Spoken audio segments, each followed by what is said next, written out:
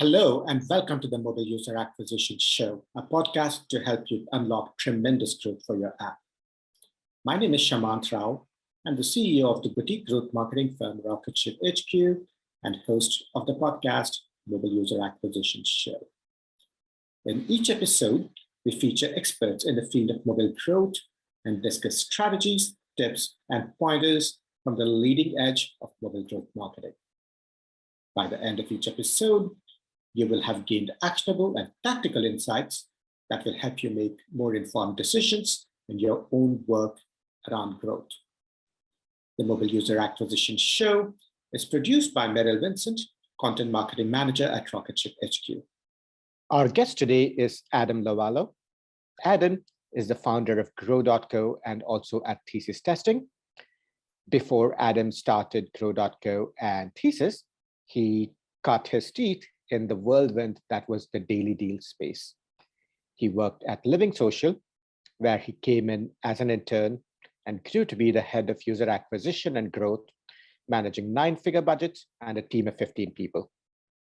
He saw the company grow from 4 to 5,000 people, and he saw from close up the meteoric rise, slow down, crash, and steady state settling down of the daily deal space. In today's episode, we talk about LivingSocial's beginnings as one of the leading Facebook app developers in the world. This was far before LivingSocial launched its first daily deal. We go into the unexpected rise of the daily deals business. We look at the signs that showed that it had started to slow down and how it all inevitably panned out. This is not just a fascinating story from the trenches. It's a bit of inside baseball, but it also has some incredibly valuable lessons from the signs that Adam saw at the time about the unsustainability of the daily deals model, about how incredibly challenging it was to transition from a business with digital products to what was essentially one that served local businesses. So many fascinating aspects of this episode. Adam's experiences tell us all about the journey and pull back the curtain on exactly how things went down. And we are excited to re-present this episode to you today. Adam, welcome to How Things Grow. Thank you. Thank you. Let's get started. Okay. You came into LivingSocial as an intern. You started in 2007, the year they were founded. How did you end up working there? So I was in my sophomore year at college. I had a job to pay off my student loans where I had to make copies of things at the hospital. I found that was unpleasant. And so I was looking for an internship that would maybe pay me the same amount of money, but would not involve a photocopier. A professor with whom I'm still friendly introduced me to Tim, who was one of the co-founders of LivingSocial and was himself a Georgetown guy. And I started working for them. At the time, it wasn't called LivingSocial. It was a different name, a different model than what people, to the extent people know what LivingSocial is today, would know it for. But yeah, I mean, I started as a 19-year-old working like 1 or 2 days a week. And then throughout college, it very quickly became basically a full-time job for all good reasons. Yeah, so that was a little while ago. And it ended up being not bad for a job that involved no photocopying. Yeah. Oh, I mean, I couldn't have asked for a better experience as a 19-year-old. I mean, I had no intention of even going into this area, growth or marketing or whatever. So that was all just exposed to me by this very random opportunity. So yeah, no, it was great. Sure. A very random opportunity, but one you absolutely took and capitalized on over the next couple of years. And when you joined, LivingSocial was not in the daily deal space. Correct. Can you tell us about what they were doing? Yeah. So it's 4 co-founders. So when I was hired, I was working with those dudes and a couple guys they hired early on. The original business was twofold. One was building applications, Facebook applications, Canvas apps, which some people may know them by. So the first third-party apps that ran on Facebook. So when you're on Facebook, you could use these things. Many of them were used to customize your profile page or your wall or whatever. And so we were building those on behalf of brands. Like we built games for Breaking Bad and for, ESPN, like basically contract developers doing projects. And simultaneously, and I was just an intern, so I can't take any credit for this, but the guys were building viral apps on the Facebook platform. The core insight, which I think was a very good insight, was that, wow, this platform has a lot of potential, and they were early developers on it. And there have been a bunch of successful companies that also started in that same space. Correct me if I'm wrong, but I think Zynga was one of them. And so we were early there. We built a lot of viral apps, really low quality, really aggressive in terms of how spammy they were, I guess. And we built some products that were actually pretty cool. And I think had more utility. So super early days, the things grew very quickly. It was a great viral platform at the time. And it was multiple years and even another pivot before we ever got to the daily deals model. And I do remember seeing some of your apps at the time. Visual Bookshelf was definitely one of them. Yep. And I remember reading that you guys were probably the top Facebook app developer in the world at the time, at some point of time. Yeah, there was a particular moment in time when we had an app called Pick Your Five, which was extremely viral. It's extremely simple premise, to be honest, but that blew up. So yeah, that certainly was the peak in terms of usage. Visual Bookshelf on its own was kind of an interesting business. So that the app was a book cataloging app. Yeah. If people out there use Goodreads or know what Goodreads is, Yes. it essentially was a Goodreads competitor. And I'm a Goodreads user today. I'm a loyal one. Yes. So you could keep track of books you wanted to read, get recommendations, read reviews. Like before I read anything, I look at Goodreads reviews, and that's what Visual Bookshelf was. And at the time, to customize your Facebook profile page required using these apps. So what we were allowing people to do was show book covers of books they've read on their Facebook page. It's really all it was. Now that's core functionality that Facebook has, right? Right. But at the time, it was cool. It took advantage of a lot of the social elements of a platform like Facebook. And even as a business, it obviously was never going to be huge, but it was viable. So that was an interesting side business that was only ultimately fully abandoned when we went all in on the daily deals model. All of this makes me kind of nostalgic for the older days of Facebook. Yeah. When it still felt like a new discovery, just to see friends' updates or to see what they were reading on their feed. You spoke about how incredibly viral a platform Facebook was at the time.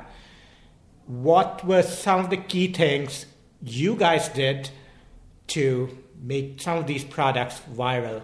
So some of them were inherently social. Okay. Hey, I've read this book. Can you give me a recommendation? So certainly there were some really core tenets of the products that made them social. Right. But at the end of the day, a lot of what we were doing was exploiting opportunities that Facebook presented to us. I don't think anyone involved with the company would be ashamed of that or necessarily think it was the greatest achievement of their career. So for instance, Facebook lets you send push notifications under these circumstances to their friends. How can we get the average user to send more push notifications? Facebook lets you send invites to your friends to apps. How can we get more invites? Facebook lets you do a contact import of emails and then send out emails to everybody. How do we do? And so it was constantly cat and mouse. That's why it was so unsustainable. But we were, as many developers on the platform were at the time, always trying to take advantage of these opportunities and always seeing them choked off by Facebook because they were always getting abused by somebody. So that's a lot of what it was, honestly. Somewhat gimmicky at times, and really speaks to the longevity being unclear always. You're all concentrating all of your risk on a platform. You're predicating a lot or basing a lot of your growth on these like tricks essentially. Right. And so you're always at risk. So a lot of companies that were in that space either are dead today or they pivoted out into something that they thought was more sustainable, like Kabam or Zynga, Playdom, etc. Gaming companies that were also Facebook app developers. Nearly every company at the time had to rely on these mechanisms to be able to grow. Yeah. And some would argue that Facebook itself grew because of a lot of these mechanisms, right? Yeah, I mean, I think there's no question. Having an active app ecosystem clearly can be beneficial to a big platform. They've clearly gone well beyond that today. But no, I think it certainly contributed to make them stickier, more viral, more interesting. That's why they opened it up, I'm sure. Right. And so your team was basically looking at these opportunities within the Facebook ecosystem. Yeah. What were some of the things you were working on personally? Well, keep in mind, I'm 19 and 20 at the time. So some of the things I was working on, including like taking out the garbage. Mostly what my job was, and actually this has stuck with me in my career, a good chunk of it was using apps from other developers. I would go in the App Store and I would use stuff. And I would take screenshots of anything that I thought was interesting. Like, this is an interesting email capture funnel that they're doing or whatever. And like, you can even find, it's very embarrassing, but like there was this old business publication, like an industry blog, InsideFacebook.com. And I would write articles on that. And, the writing is abysmal and all the things I wrote were idiotic when I look at it in hindsight. But that's what I was doing all day. That was actually like for myself personally, I don't know how useful it was to the company, but I thought it was really interesting. Like, I can remember when Zoosk, which is a big dating app. Right. I remember I saw the Zoosk dating app and it was like, this is the first dating app I've seen on the Facebook platform. And I can remember, I made this one call one time I was writing my career. I was like, you know what? This is probably going to work. This is a good idea. And now, Zoosk is a big product.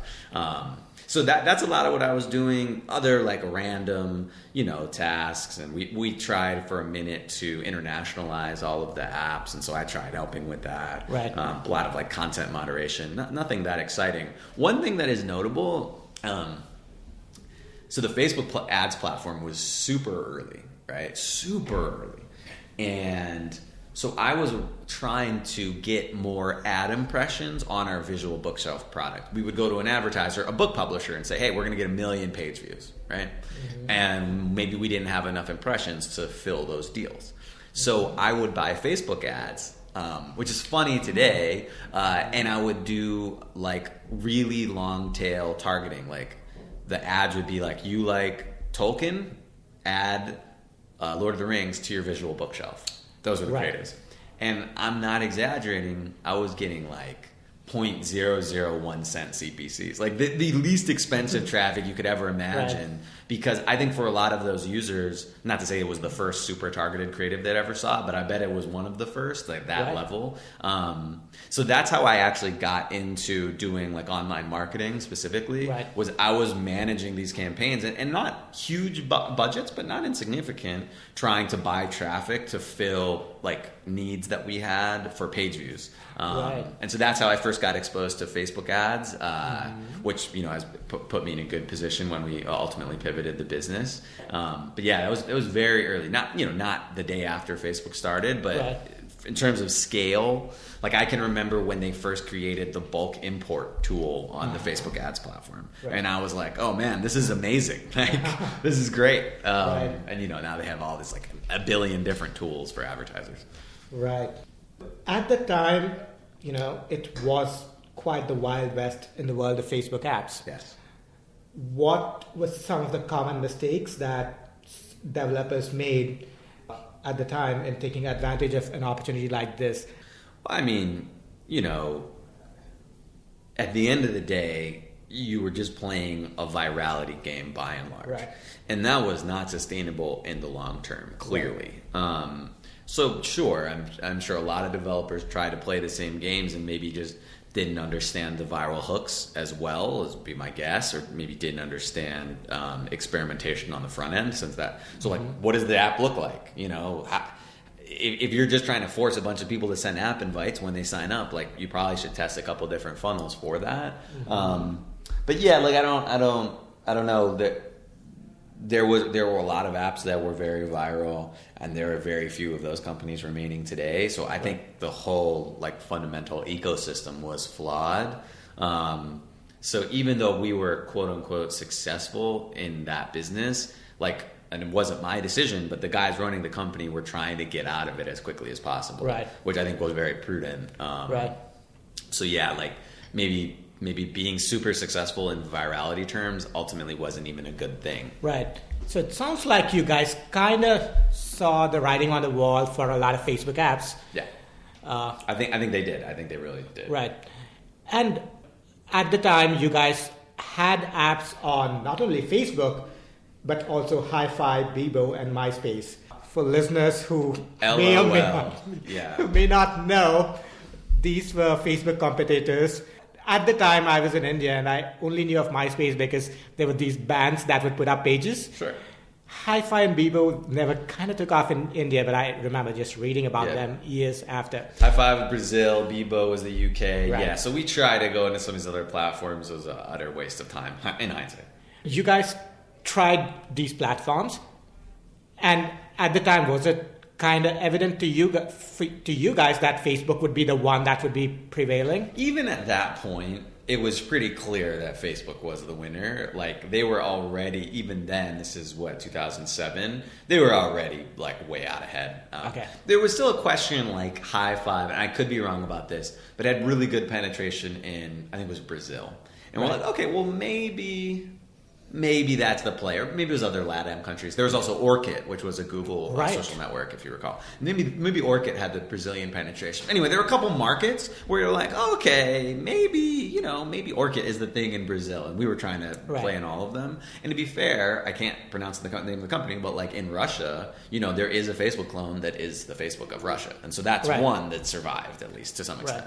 But no, I mean it was pretty obvious. Like you deploy these apps to these other platforms and there's just like nothing there. And you're like, oh, okay, like maybe we should be more focused here. Right. When you say there was nothing there, what does that mean? Just there were no installs. There was no activity. The viral features that the core platform teams were building weren't as good. Like it was difficult to grow. I don't think anyone grew a large Facebook app on any one of those other platforms that I know of. This is even though these platforms had users. Yeah, they did. But I mean, I think ultimately the tools that Facebook was building with respect to virality were just a lot more powerful. And so you could leverage them more aggressively. Like I was talking about app invites, notifications, etc. Like the other platforms, it's hard for me to even remember, but we never saw any growth curves like we saw on Facebook, and I suspect it's because they were being more cagey about those kinds of channels. Speaks to the point I was making that perhaps this was a strategy that served Facebook really well. I think you're right. In its own growth. I mean, you'd have to ask someone who's at Facebook how material they consider it was, but I think it was significant. I would imagine, for sure. So you guys decided to exit the Facebook app space. Mm-hmm. How did LivingSocial enter the daily deal space? So the short version is we had this product that allowed you to catalog things, starting with books, but then also movies and other things. So we were adding verticals, and the idea was you could just keep track of the stuff that you tried or wanted to try. By the way, in hindsight, I think if we had kept iterating on that business, it would be pretty interesting today. Like, it was useful to keep track of movies that you wanted to see or had seen and whether or not you liked them. Mm-hmm. I still think there's an opportunity there as an aside. But so we had this product, and we added wine and we added beer. So you could keep track of the beers you tried, rate and review them, etc. Right.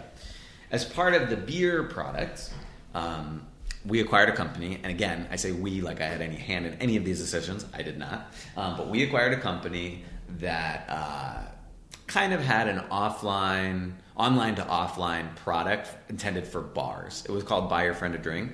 The idea was I could give you, Shamantha, a gift card that you could redeem at a bar in your city. So I could send you a gift to go to a bar. Right. Kind of bizarre, but okay. So we acquired this business, and the idea was, well, we have this online thing where you could keep track of restaurants and bars you've been to, online thing where you can keep track of beers you've tried. Maybe there's like integrated sponsorships we could do for alcohol companies, right, where there's like the offline component, the online component, and it was a small team. There were a couple sales guys, the founder. So they started selling, like trying to sell deals, like trying to sell some sort of products, advertising products, and eventually came to the realization that, oh, wait a minute, there's an interesting opportunity to do discounting with some of these offers to drive people. So like if you go to this bar, you'll get a free drink if you show this app or show this product or email or whatever. And then it was like, well, if that's the case, then why can't you do it for restaurants? And then I was like, well, if that's the case, then why can't you do it for other things? And I would be lying to if I didn't point out that like Groupon was out there. There were even starting to be other daily deals businesses in other geographies. We were in DC, and so we were like, oh, okay, maybe this is interesting. And very quickly that became like the focal point of the whole business. Right. You guys stumbled upon this very accidentally. Also sounds like you guys started off with a variation of the visual bookshelf model, right? Because a catalog is pretty much an adaptation of the visual bookshelf. That's right. Right, and then you were like, wow, this could potentially be a good business model. Yeah, I think it was very, very iterative, that's for sure. And having the sales team, this local sales team associated with this Buy Your Friend a Drink business, made it easy to test this local deals concept. I suspect if that acquisition never happens, then none of the daily deal stuff ever happens. Right. And do you remember what the first daily deal was? Shit. My ex-LivingSocial colleagues would be very pissed if I didn't remember this. There was a sushi place in downtown DC. I want to say that was the first deal. I'm 99% sure that was the first deal. Right. Well, I think my research on the internet says it was a sushi place, so you're probably right. Good. Right. I think that's right. I imagine the sales team would recruit the sushi place, recruit the restaurants. That's right. How did you guys get word out to the customers for the first couple of deals? So it was mostly friends and family, leveraging our user bases on Visual Bookshelf and these other apps to the extent we still had them. But it was pretty scrappy. There wasn't, there was nothing. For the first couple of months even, there wasn't that much concerted effort to push it because it was kind of a side project as an experiment. But it became very clear very quickly that the numbers were actually pretty interesting. And the executives, the founders, began moving to shed the rest of the businesses, basically move to shut stuff down or sell it off, while they increasingly spent more and more time focused on the deals model. Right. It sounds like it was a very local operation. Mm-hmm. What was it like to shift from a business that had tens of millions of active users to a local business that had so much more in common with mom and pop shops than the Facebooks and Googles of the world? Yeah, it was bizarre. Most importantly, the business was very human, right? You have a large sales team. You have stuff like customer service and it's not like you're an e-commerce business where you make a product and you sell it. You're really selling all of these small businesses. So if any of the small businesses have problems of any kinds, those problems come back to you because you're the sort of merchant of record in that case. So just the focus on human capital versus you could build a product like Tumblr and have 10 employees and be worth $1 billion and have a zillion users. To build a business like a Groupon or a LivingSocial, you needed a ton of people, just people, in lots of roles, not just in sales, but in account management and operations, and even on the back end, developers and stuff. So very, very, very different. And that obviously became a big focal point, was recruiting and stuff like that. Right. You used to work on Facebook ads, driving traffic. how did your role shift as the company started to change direction? So we basically were like, oh, okay, we want to drive email capture. It's a daily email model. What's the best way to do that? Facebook ads. And that's the case then. I would argue it's still probably the case today. Best channel. So I just started running them. I mean, I was still in college. Like I was in my junior or senior year. Can't even remember. And we started spending like legit money. Like I can remember spending 50 to 100K a day plus while in college, like uploading ads during class and stuff like that. It was insane. And I had no clue what I was doing, but I would argue not that many people were even at that scale. At that time, and Zynga is another company that was there at scale, but like there weren't that many large scale advertisers really. So yeah, that was my big focus, primarily on Facebook and some search. And I worked on that for some time. We hired a great guy who's still a friend of mine to like help lead that team. And then at some point along the way, I got pulled into other areas of the business just to like help out. For instance, I helped scale our sales recruiting effort for like 6 to 12 months, hiring recruiters, instituting like a process through which we would screen applicants, kind of like random projects within the company. And eventually I came back to take like the head of growth or head of user acquisition role, which really was the proper title. But in the interim, you know, I bounced around a little bit internally. Right. And I would think that, you know, in order for a company like LivingSocial to grow, you want to grow both sides of the market. Right. Merchants and users. Right. And I would think the sales team goes after merchants. That's right. You would acquire users. How did you guys think about maintaining that balance? In that, you know, did you take your budgets based on, hey, how many merchants are in an area? How did you guys think about that? Yeah, I mean, there was some thoughtful, but I would argue probably pretty intuitive or obvious like logic in terms of what markets we launched in, how many users on an email list do we think we needed to then sell enough volume so that our initial merchants would be happy, you know, because you don't want to waste somebody's time, right? Run a deal that 2 people show up, that sucks. The whole point of group buying is that there's a group. So, you know, it was pretty logical, right? You're going after obvious markets, you're going after DMAs that fit the demographic, and our strategy was pretty uniform in that we, you know, would buy traffic in that locality. We'd have like customized landing pages, nothing fancy, that said, hey, sign up for daily deals in Raleigh. We'd get 10,000, 20,000 people on a wait list, like pre-launch, quote unquote, and then we'd start, you know, we'd have the sales process going in parallel, and we would just start emailing them. So we tried to scale very, very quickly because we were trying to catch up to Groupon, right? The big player. Right. You would set up these landing pages almost as a way of validating if a town was even worth entering into. Yeah, I think so. And like, if you were getting much better costs, like it was much more efficient in a market, maybe we would focus on that market more. But at the end of the day, ultimately, we were in pretty much every major DMA that you would expect to be in. So it was really more a question of prioritization than it was of like, oh, well, we're never going to launch in Buffalo, New York, but we will definitely launch in you know, Pittsburgh or something. Right. You guys went from a handful of cities to possibly like hundreds of cities. Very, very quickly. And countries. I mean, we started launching internationally too. Right. And that's not to say, like, benefit of hindsight, that all of those decisions were intelligent. I'm not claiming that, but yeah, that was the idea. It was like it was a market share game, and it was a growth game.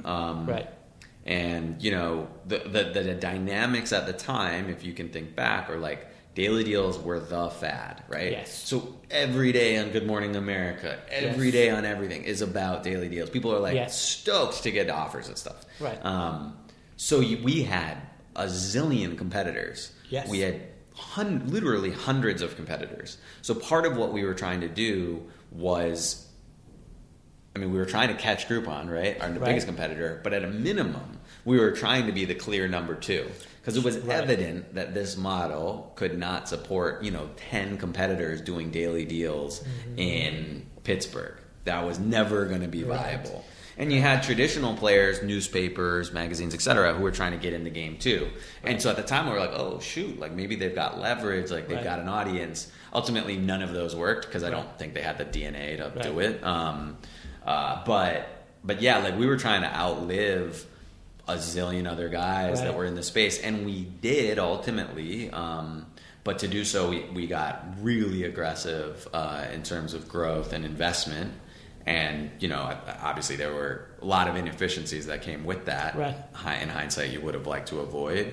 But even though the ultimate outcome for the business wasn't what I think everybody had hoped, like you still point to it and say, well, yeah, but how many of those other companies even exist? Like, other than Groupon and LivingSocial? The answer is like none. So that's kind of telling, you know, that at least part of the strategy wasn't wrong. Just given the circumstances at the time, you guys had to be growing. Right? That was the imperative almost from both, I would imagine, both internally and from your investors everywhere. Absolutely. Right? I mean, that was the whole game. Because you're trying to not get pushed out of the market, basically. Exactly. Why do you think there was no room for 10 competitors? Well, fundamentally, I mean, it's a group buying model, right? So you've got a sales team, you're calling merchants. And at the end of the day, the point is that you're driving customers to the merchants. So if Groupon drives 100 people and LivingSocial drives 50 people, and then everybody else drives 2 people, then why the hell as a merchant are you going to talk to those guys that can drive 2? So that honestly, it's just that simple. Just from a merchant adoption standpoint, there was a maximum. Even from a customer standpoint, I mean, it's confusing. People would say, "Oh yeah, I bought a Groupon on LivingSocial," and we'd be like, "No. Groupon is not a verb or a noun, rather. It's not a noun or a verb." So you know, but really, I think it was on the merchant side, like where the battle was won and lost in this business, and which I had not really any hand in, was on the sales side. Because if you think about it, if you're an e-commerce business, let's say you're manufacturing a product, like you know what the product is, you know the quality of the product. You get reviews on the product, and you can refine your strategy over time. When you're a local deals business, the product changes every single day. So if you have a great restaurant on Monday, you're probably going to sell a lot. If you have a terrible restaurant on Tuesday, you're probably going to sell nothing. So a lot of our ability to monetize this user base came down to the ability of the sales team to basically sell the user base, sell to merchants. So that variability was a big challenge, and you know, many of our more successful markets, just we had really great sales teams, and some of our less successful markets, not to say that it was all their fault or anything, but you know, maybe less competitive sales teams, less quality deals, and it sort of cycles, and then you get a reputation within the market of like, well, LivingSocial is not that good. It's like, well, yeah, it's not that good in Calgary, but you know, it's actually really great in Dallas. But if you've already created that perception in Calgary, nobody cares about anything else. That's all that matters. It's a local business. And all of this gets aggregated over hundreds of towns. I know you grew your team to 15 people. You ended up managing like 9-figure budgets. Was that monthly? No. That was God. No. Okay. That definitely was peak annually for sure. Peak annually, which is still massive. It's a lot. This was distributed across hundreds of towns. I would imagine each of these towns had very, very different customer behavior, hundreds of different retention curves, hundreds of different lifetime values. How did you go about managing this complexity? Well, so I wish I could tell you all it was really, really brilliant. It wasn't. At the end of the day, as you know, if you're doing a large scale, mostly direct response media buying, you don't have, I don't think you have the luxury of being super geographically targeted, right? So for instance, let's say you're buying TV. If you're buying TV ads, it's a lot more efficient to do it nationally than it is to do it on a local basis. So a lot of our efforts ultimately were national. And it was more about, well, can we get the business into all of the major DMAs so that's efficient? Because we don't want to only be in half the markets, and that's half the spend is utterly wasted. So really we thought more about, to the extent we're talking about paid user acquisition, we really thought more about paid user acquisition in the context of the channel. So like, okay, we know in totality Facebook users have a predicted 1 year value of X. We're acquiring for Y that is within or outside of our payback period targets. And so I don't think we could afford to, or at least weren't smart enough to think like, well, actually it's Facebook users in Buffalo versus Facebook users in Albany, or Facebook users in Buffalo who are men, like, or the one of a certain age, like the number of permutations would become unmanageable, I think. So it was a relatively straightforward approach once the business got to that scale. Obviously, when we weren't at that scale, we were running things more locally, but at our peak, we did stuff which probably in hindsight didn't really make a ton of sense, but we ran a Super Bowl ad.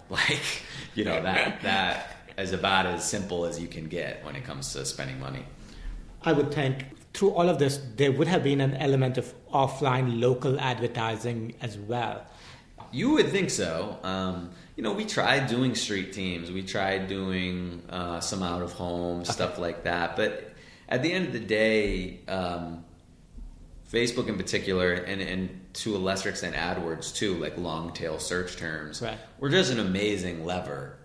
So much less competitive than they are today. So much scale. Very clear, at least clear economics based on what we thought was going to happen. Based on what we thought LTV curves are going to be and retention curves, stuff like that. So that's ultimately where most of the spend was. However, simultaneously, we made a huge investment in marketing to merchants in the form of inside sales, outside sales, sales collateral, etc. So I was less involved in that part of the business, but honestly, I think it was more important. Like, that was really where the battle was won or lost, and I would consider that local advertising, just to a different side of the marketplace. Like you said, a lot of the expansion also happened internationally. Yep. You guys acquired some companies, or you just went directly into some markets. That's right. How did addition of a new country or a region, how did that impact what you were doing day to day? So we took an approach where in most markets we acquired an existing company. And so they had a built-in team. In a couple markets we launched organically, and the goal was to create a separate team in market. So a separate head of growth, a separate whatever. But a lot of the services were shared, right? The core technology, the site, the tools, the budgets even were shared. So we just, I work closely with my colleague in the UK and guys in Southeast Asia and wherever to try to share best practices, try to support them to the extent they were reliant on what we were creating in the US, like from a technology standpoint.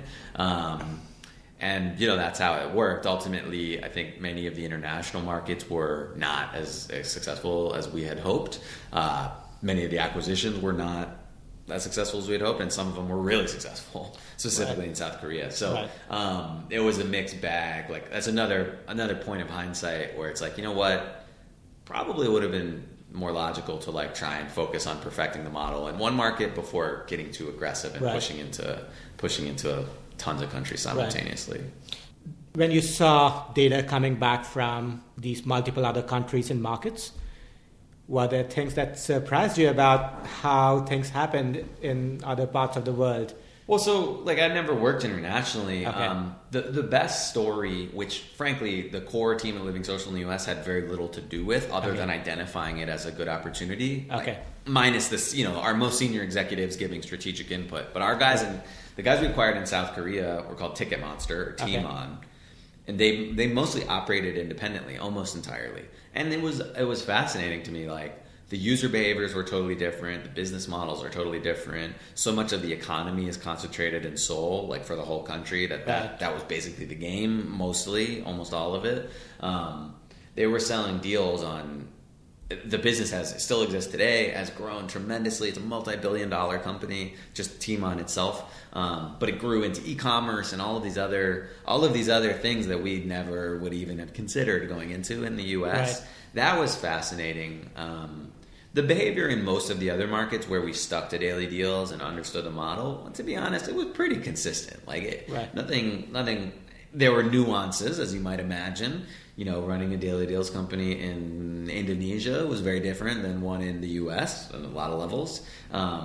But a lot of the offers were the same. A lot of the deals were kind of the same sort of stuff. Like people are interested in going to restaurants and getting massages and whatever. I think that's relatively universal. And we never launched in China. We never launched in India. We never launched in like a massive market, which I think would have required a much different approach. Groupon did actually, with not super successfully ultimately. But like, the UK behavior, Ireland behavior, pretty consistent with the US and Canada. Right. Most people basically want the same things worldwide. Yeah. So this was the boom period and things started to slow down. What were some of the first signs that you saw that things were starting to slow down? So one thing that we use predictive models, right? Nothing super fancy, but we'd say, all right, we acquired 100,000 emails yesterday, as a theoretical example. We're going to observe their behavior for 7 days, see how many of those people are purchasing. Then based on our models, based on our historical data, we're going to extrapolate out for that cohort of people, those 100,000 people, how many of them are going to be purchasing, within a year's time. That gives us a 1-year value, maybe even a 2-year value, or even a lifetime value. And we're going to do a payback period calculation off of that. So very basic. I'm sure many people listening to this, understand that premise. So we're always doing these predictive analytics. It allows us to make decisions more quickly than having to wait a year to see how something went. But periodically, usually on a quarterly basis or maybe biannually, we would back test our predictive models. So our predictive model a year ago said this cohort of people should be worth $10 on average today. Let's see what they're actually worth. And so we're back testing the model. And we would do this periodically. And every time we back tested the model, every time that I can remember, our predictions were high. So that basically means that we were using historical data, always overstating how people were purchasing. Obviously, we would keep adjusting the models down, but that was pretty telling to me in the user acquisition role. I was like, this is a problem. Like, the whole point of payback period is the part where it pays back. And if you take this to the logical extreme, these payback periods are infinite. We're never going to pay back. So that was a warning sign to me for sure at a personal level. Right. Not like I'm some genius who predicted the end times. Like I didn't. I was there the whole time. And I made tons of dumb decisions along the way. But that was pretty telling for me. And as I think back, I think, oh, you know what? That should have been a bigger red flag to me. Like I wish in hindsight that I had, I backtested this thing 4 times with my team. I wish I had made every executive get in a room and be like, let me show you these graphs. Like we got to do something. Anecdotally, the second thing that I started to notice, and this was just me as a consumer, I just felt like the quality of the deals was going down. Like the average offer that we had just wasn't as compelling. And that I think speaks to some of the challenges in the model with like merchant retention, which LivingSocial, now Groupon, the one company are I think still, combating. But that was more anecdotal. The back testing, the analytics stuff was like, that's just that's my language. So I was seeing in my own language like a problem. Right. And I saw enough of that that I was like, you know what? I don't see this. I don't see this turning around. Right. So it's almost like the models were built when the growth was super high, and growth and activation. Yes. Like, and the product was different. Like right. You've got a different product. You're playing into this nationwide trend. Right. So if you think about things in like a blended basis, well, we spent $1 million in advertising, but we signed up 5 million users. So like that's amazing. And you say, well, the $1 million of advertising must be directly related to the 5 million users. But then a year or two later, and you're like, oh, we spent $1 million in advertising, we got 1 million users. Right. Because we're not on Good Morning America every day, or because everybody's heard a LivingSocial ad 50 times. That, that's a very different dynamic. And your ability, the whole payback period math looks very different. So yeah, that was my experience. That was a less fun time, I can assure you. The business model itself, even though it's ended up not being as huge as it was predicted to be, Groupon is still worth $5 billion. Yeah, right? So Groupon's acquired LivingSocial. Groupon's a $5 billion business. That's no joke. Exactly. And they're starting to push into other categories. I still think the jury's out on whether they can make that a very profitable business. I mean, if you look at the historicals to date as a public company, I don't think they've had a ton of quarters throwing off a ton of profit. But that's not to say they can in the future. Right. And it's like a big opportunity. There are a lot of local businesses that need to interact with the internet. Like that's fundamentally what they're doing. I'm not. A lot of people are really down on the category and say, "Oh, LivingSocial, Groupon, failures." Right. It's like, well, yes, it didn't work out, but LivingSocial was doing billions of dollars of top line sales. Right. That's not like an accident. That's not a failure in an utter sense. Groupon does a multiple of that. Right. So yeah, I still think there's a place for the model. I think the model, the historical daily deals model works better for certain verticals than it does for others. I think it works a lot better for businesses that have like really low variable costs and really high fixed costs, because I can bring someone in on a discounted basis and it's not really costing me anything. Right. I don't think it works as well in contexts where you have really high variable costs, like a restaurant, something like that. Mm-hmm. So, those were things that were obviously, I'm sure they're continuing to learn and refine. But yeah, I mean, we had a good run. I'll say that. Yeah. You had heady times. Yes. When you said businesses that have high fixed cost, what would be some examples? Like I own a yoga studio and I pay rent on the studio. I pay my teachers. I have room for 20 students and my lesson tomorrow is going to have 10 in it. So I'm eating the fixed costs, right? But if I just have 10 other people sitting in the back of the room, that's no problem. That doesn't impact anything. Quality of the experience might even be better. I don't know. Right. So that's what I mean. If you think about like live events, another great example. Like I've got 1,000 seats to fill, 200 of them are empty. Right. I'll take a purely rational person would take anything more than a penny or 0 pennies, I guess, to fill those seats. So that there are, I just think certain categories is a better fit economically. The merchant doesn't have to spend anything extra for these people. Yeah. The narrative that people like me read was around merchant retention problems. Yep. Did the company notice these? Definitely. That was a huge focus. Right. Merchant retention and just merchant quality in general. So we had an unbelievable number of initiatives to try to improve that. Right. Some just including tweaking the model, like how much... in terms of rev share we were taking, trying to change up how we presented offers, how we interacted with the merchants, how we incentivized the sales teams. Mm-hmm. Like not every, but as many levers as there were, we tried. The team tried to pull. Again, I wish I could take credit for some of the good things we did. I can't. But yeah, that was the external perception of the problem. And that was the right external perception. That was the challenge for sure. I think what a lot of the media narratives can tend to miss is that it's so much harder to solve that problem when you're operating in 500 cities. Yeah, the company went from 4 founders to like 5,000 employees or whatever in a span of 3 or 4 years. Like, it's difficult, even in a perfect scenario, in an amazing business model, to get that perfectly right, see Uber or whatever. But especially when you have like a really fundamental challenge, like it was very difficult to solve. And I think, in hindsight, you could have gone about it in a different way. In hindsight, for instance, maybe a better business would have been just focusing on the verticals where the economics were the most favorable for the merchants. Mm-hmm. And I remember we had these conversations like, hey, spa and beauty accounts for 40% of our revenue.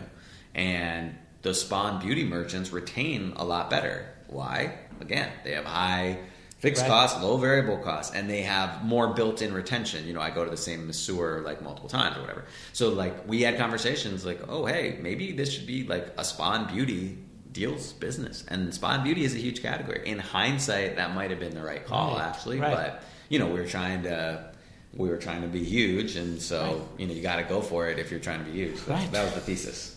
Yeah. Eventually there was downsizing. What was that like for you when people had to be leaving? Yeah, it was like the tone and the whole place just changed, right? It just became a lot less fun.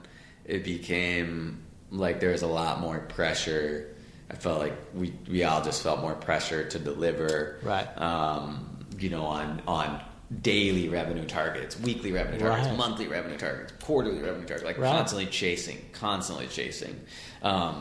So yeah, I mean, that was my only job, you know what I mean? Like right. I was 19 to whatever I left, 20 something. Right. So I didn't have any frame of reference. I did all kinds of dumb stuff that I would never do today. But that was my first, I started a company that had 4 people and at a peak had 5,000. I only knew what it was to supernova. I didn't realize that, occasionally you have to fire hundreds of people at a time. It's horrible. Right. Myself fire someone or people on my team. I didn't know how to do that or deal with that. So that was not a fun experience, and it was crazy to me how quickly that changed the feel and tone of the environment, like overnight. Just everyone's morale just can shift immediately. Groupon was your biggest competitor. How closely were you watching those numbers? How closely were the teams watching those numbers? I would say we focus on ourselves mostly. Like it was an execution game. So right. If they did X million, whatever. I think for the sales teams, it was more directly competitive because they're going to the same small businesses and let's do an offer. And if I sign with Groupon, maybe I don't want to run a LivingSocial till next year or something. Right. So I feel like they felt the battle on a daily basis much more so than we did, back at the headquarters in DC, just running Facebook ads or doing affiliate marketing or whatever. But yeah, no, yes, we tried to understand what their revenue was. Yes, we were trying to catch them. Yes, we celebrated passing them in certain markets, on special days. Mm-hmm. But we never got closer. My ex-LivingSocial colleagues can keep me honest on this, but I don't think we ever got closer than maybe domestically a third of their size in terms of revenue. I could be wrong about that. Right. I feel like I remember that being kind of the high water mark. And most of the times we were maybe in the lower 20s or teens. And then with, the third biggest player being 0.5% of the market or something de minimis. You were there till 2013. Yeah. Earlier this year, 2017, 4 years afterward, LivingSocial was bought out by Groupon. Yep. How did you feel about that?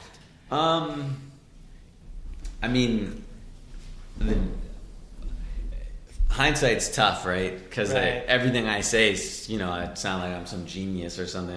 Why didn't I do it at the time? But I will say this: the day I quit, I personally thought that the only possible outcome is to sell to Groupon. I believed that. Right. And the thesis at the time was, maybe we could contract to just the domestic market where we're strongest, so eliminate a lot of international. Maybe we could push into other categories, other small business verticals. Not a crazy idea. There was a project to do stuff around POS and payment processing, C-Square, this massive billion-dollar thing. Right. There was an effort to do other sort of CRM marketing for small businesses, right? All these other random ideas, all of which, or many of which were decent. Right. And the idea was, could we push into these other things? Right. Now I quit, right? I said, I don't buy it. And we actually, the company raised a bunch of money by divesting some of the foreign subsidiaries. So we had these local businesses, particularly in South Korea, that were sold to private equity. And a lot of that cash was used to fund the ongoing operations. They brought in a new executive team, like Tim, who's my boss for a long time and still friend. He left the company. The other founders left the company. But I just think it was asking too much of the organization. You build a big company in Washington, D.C. around a local sales model, heavy customer service model, and then you try to become innovative about, local business credit card processing or something. I just don't think it was the right fit for the DNA of what the company was good at. Right. Some of those efforts showed promise. Right. But I don't think they showed enough promise to make it a multi-billion-dollar company, which the amount of money the company had raised kind of demanded. And so I'm sure ultimately, I don't know, but I would assume ultimately the investors and board said, you know what, we don't think these other bets are ever going to pay off in the way we want. We got to throw in the towel. Right, but not before you guys had a hell of a ride. Oh yeah. I mean, an amazing outcome, and different decisions are made at different points to sell the company or merge or whatever. Like, it could be a very different story, but it doesn't take away the fundamentals, right? If the fundamentals of the model were flawed with respect to merchant retention or whatever, no matter what the outcome would have been for me personally or my colleagues, it doesn't necessarily mean that it would be a thriving business today. Afterward, you moved on. Yep. You started Grow.co. You co-founded Grow.co. Correct. Which is how we met. Yes. Right? Thankfully. Yeah, that's why we're here today. For listeners who don't know, Grow.co organizes some of the most instructive conferences I've been to. I've seen you guys grow from like a tiny room to a massive hall in Vegas over the last couple of years. Yeah, it's been cool. It's been very, very cool watching you guys grow. What inspired you to get into the conference space? So to be honest, I didn't know what I wanted to do after LivingSocial. Not that I was lost, but imagine you're 19, you work at one place, your whole life is this place. Right. Like, my friends work there. Some of my, my girlfriend, now fiance, worked there. My mentors worked there. Like, it was all that I knew. And I'm still friends with lots of those people. Right.